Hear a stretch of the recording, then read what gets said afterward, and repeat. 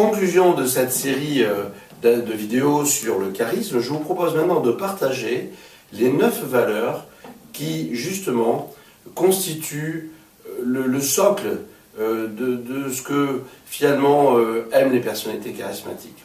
Ces 9 valeurs sont édictées dans un texte qui s'appelle « Le jour où je me suis aimé pour de vrai ». Et c'était le texte préféré de Charlie Chaplin. Alors ces 9 valeurs, ce sont les suivantes. D'abord, la première des valeurs, c'est se sentir partout à sa place, en toutes circonstances, savoir prendre sa place, occuper sa place. Le soleil brille pour tout le monde et finalement, savoir aussi apprécier cela, avoir une juste estime de soi, ni surévaluer, ni sous-évaluer. Ce que dit de la Rochefoucauld en disant celui qui se croit indispensable se trompe lourdement, celui qui croit qu'on pourrait se passer de lui se trompe tout autant. Et ça, donc, cette valeur essentielle, je viens de dire aussi dans le texte, c'est vraiment l'estime de soi. La deuxième valeur essentielle, ça va être l'authenticité.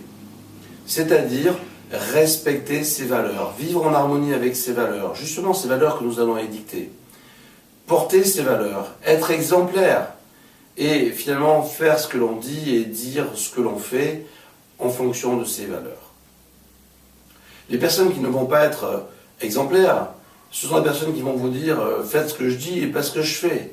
Et on voit bien que ces personnes-là sont plutôt dans la manipulation et n'auront pas le charisme attendu du niveau que l'on espère dans ces séminaires. Donc, il s'agit d'être cohérent avec soi-même, avec les autres, de porter ces valeurs, de les faire partager. Donc cette valeur-là, essentielle, ça va être l'authenticité. Alors, il est difficile de vivre en harmonie avec ces valeurs, parce que, quelquefois, on travaille pour quelqu'un qui n'a pas les mêmes valeurs que soi. Il faut savoir aussi en tirer les conséquences, les conclusions, et trouver finalement un travail qui va être en harmonie avec ses valeurs. Bien partager les mêmes valeurs avec son employeur, c'est important. Sinon, vous risquez effectivement d'être conduit à faire des choses qui vont à l'encontre de vos principes, et c'est une mort lente.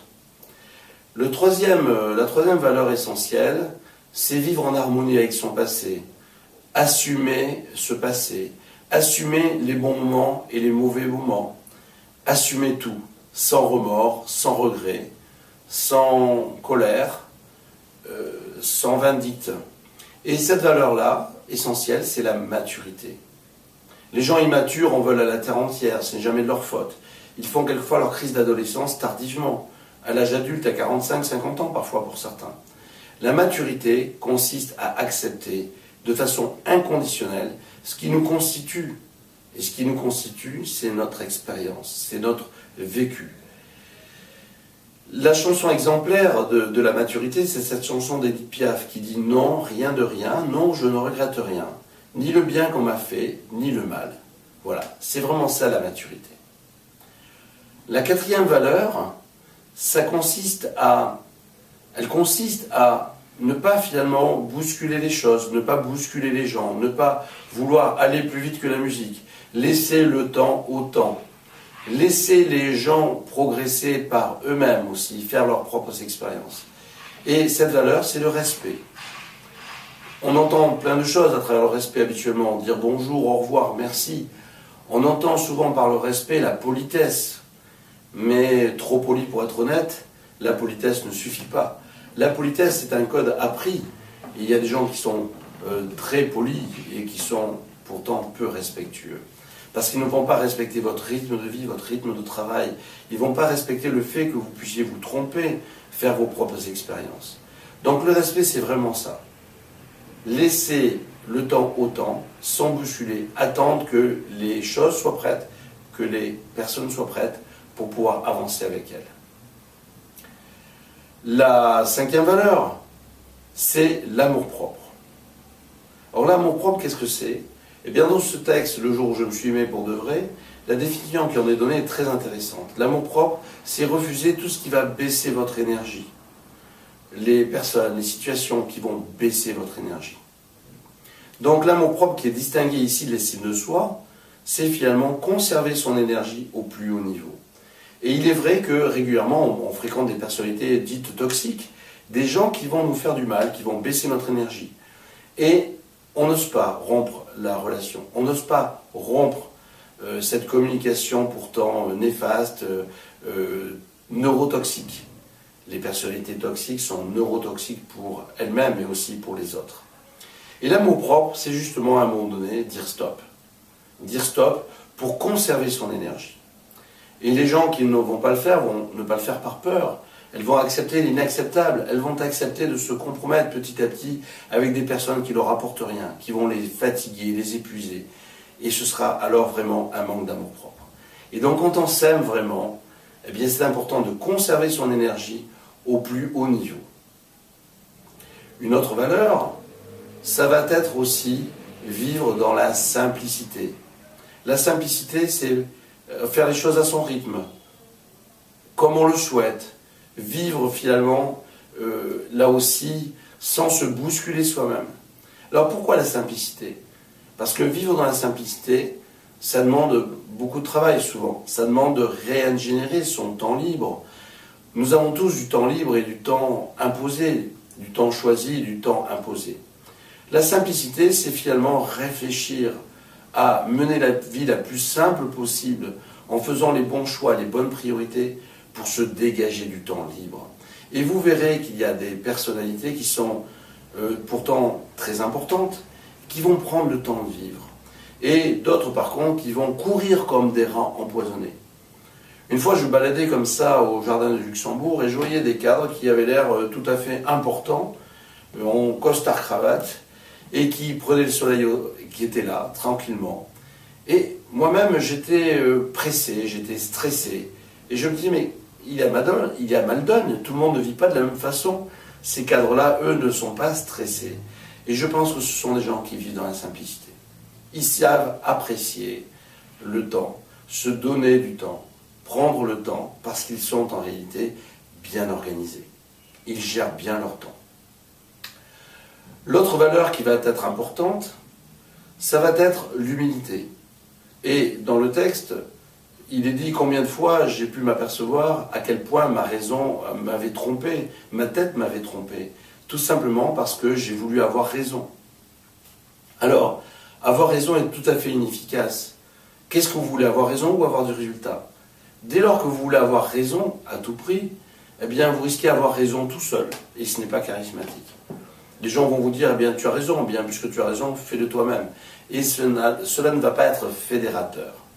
Avoir raison ne sert à rien, c'est être has-been. On a toujours raison par rapport aux lois, au passé, aux règles, aux us et coutumes. Et il est facile d'avoir raison au présent. Il n'y a qu'une seule chose en réalité qui va vous donner raison, et qui donne raison d'ailleurs aux personnalités charismatiques, ce sont les résultats. Je vous ai dit, avoir une vision, la rendre irrésistible, la transformer en action et en résultat. Les personnalités charismatiques sont orientées vers le résultat. Et si pour atteindre le résultat, il faut qu'elles aient tort au présent, eh bien elles accepteront d'avoir tort au présent. Elles vont même dire, oui, vous avez raison. D'ailleurs, expliquez-moi en quoi j'ai tort. Et elles disposeront ainsi de tous les leviers pour changer leur comportement et ensuite vous donner une meilleure opinion d'elles-mêmes, une meilleure image et poursuivre le chemin avec vous en disant, bien oui, j'ai tort. Et maintenant, qu'est-ce qu'on fait? Eh bien, on va de l'avant. On va vers le résultat. Elles vont vous enlever un alibi, en fait, de leur en vouloir. Et elles vont pouvoir avancer avec vous. Le scooter qui passe au feu vert, à l'instant T0 a raison. Au raison, au regard de quoi? Du code de la route. Code qui a été voté dans le passé, qui existe déjà, qui est préexistant à l'événement qui va se produire. L'automobiliste qui, lui, passe au feu rouge au même instant, a tort au regard du code de la route. Mais à l'instant T0 plus 1, qui va se retrouver au cimetière? Bien évidemment, le scooter qui aura été percuté par la voiture. Car des deux, c'est celui qui sera le plus fragile. Et à l'instant T0 plus 1, le pilote du scooter sera réellement has-been. Il aura été, puisqu'il sera peut-être, certainement même mort s'il a été percuté violemment. Donc l'exemple est un peu violent, mais il vous montre que finalement, avoir raison, c'est avoir du résultat. Et le premier des résultats, c'est déjà de rester en vie. Donc chercher à avoir raison au présent ne va servir à rien. Donc, nécessité d'être humble. Et vous verrez que toutes les personnalités charismatiques Mandela, Gandhi, Martin Luther King, Kennedy, c'était en même temps des personnes qui étaient humbles, qui étaient au service des autres. Nouvelle valeur, c'est la capacité à vivre au jour le jour, vivre chaque instant, vivre dans le présent, arrêter de se tourmenter pour le passé, arrêter d'anticiper de façon négative l'avenir. Et là aussi, cela va s'appeler la plénitude. Ça va être cette valeur essentielle, cette capacité à occuper le temps présent. L'autre jour, j'étais dans un parc et je voyais deux parents qui observaient leurs enfants jouer. Et l'un des deux se tourne vers son ami et lui dit « C'est merveilleux, regarde comme ils jouent bien, comme ils sont heureux, regarde comme ils sont contents. » Et vraiment, il était dans la plénitude, il profitait de cet instant. Et son ami lui répond à ce moment-là, en ayant l'air triste, « Oui, mais regarde, ils ne savent pas ce qui les attend. » Et voyez, il ne sait pas se réjouir d'instant présent. Il anticipe déjà négativement l'avenir. Il se gâche la vie en étant ainsi. Or, le passé n'existe plus, le futur n'existe pas encore, seul existe le présent. D'où l'importance de cette plénitude d'occuper le présent. Qu'est-ce qui va vous permettre concrètement d'occuper le présent? Eh bien, la méditation. Vous avez un excellent ouvrage de Christophe André, je crois qu'il s'appelle Méditation, et qui propose de méditer au jour le jour pour être plus heureux. Prendre du recul, prendre le temps, réactiver ses cinq sens, oui, le toucher, l'odorat, la vue, être attentif, présent à soi-même, présent aux autres, rentrer dans ses sensations pour être à nouveau dans la plénitude de l'instant. Enfin, la 9e valeur, ça va être la plénitude. Non, pas la plénitude, le savoir-vivre. Nous avons déjà vu la plénitude, donc le savoir-vivre. Le savoir-vivre, c'est finalement mettre son esprit au service de son cœur. À un moment donné, évidemment, en toute logique, on va constater que les choses ne vont pas, que les personnes ne rentrent pas dans nos critères, que tel critère n'est pas respecté. Et dans un souci perfectionniste, on va être contrarié par la situation. Et le risque est de ne plus traiter la situation de façon humaine, manquer de savoir-vivre, dans la façon d'aborder un collègue, de lui faire une remarque, de lui faire une critique. On va perdre cette notion, finalement, d'humanisme, d'humanité. Et le risque est d'être trop cassant, d'être trop intransigeant, trop doctrinaire.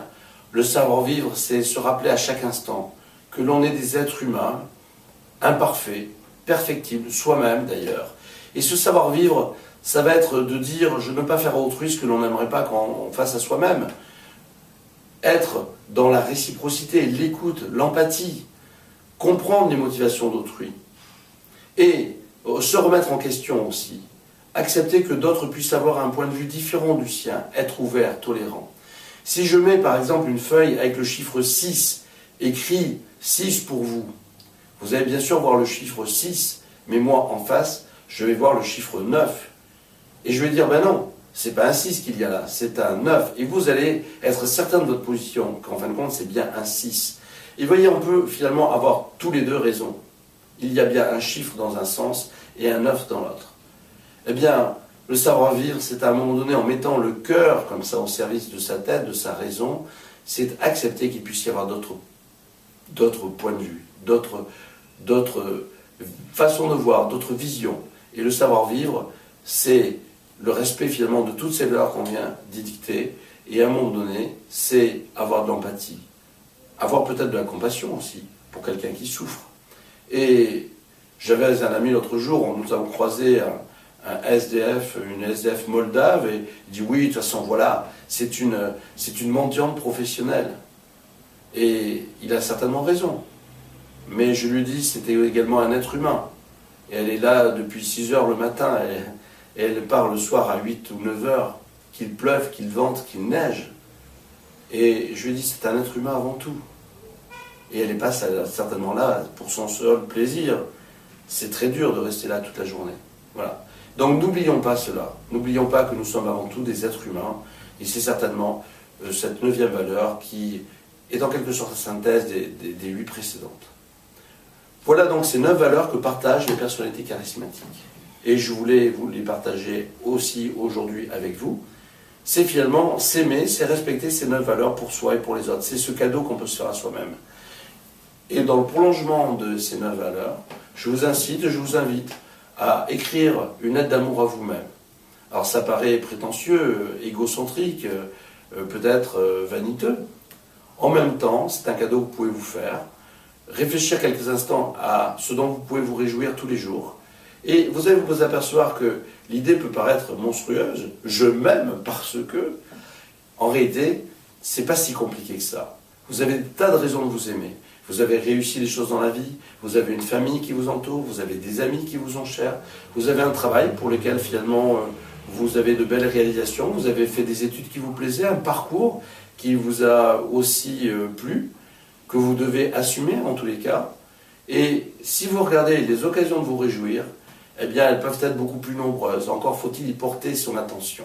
Or souvent, on peut être dans la maltraitance à l'égard de soi. On voit ce qui cloche, on ne voit pas ce qui va bien.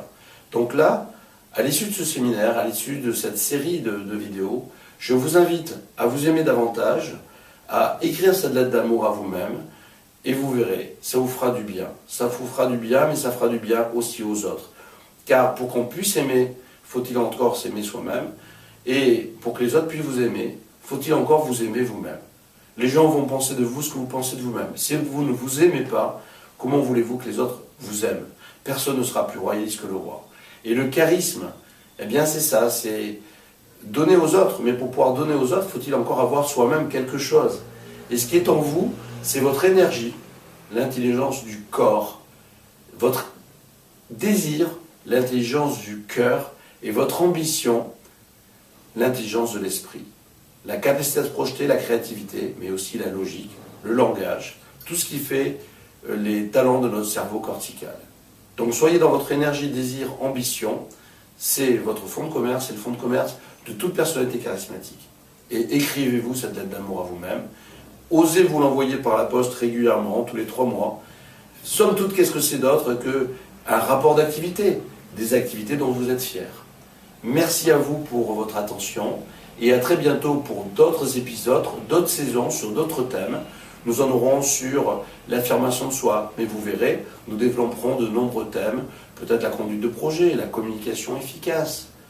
Et très vite, nous nous redonnerons rendez-vous. Merci à vous.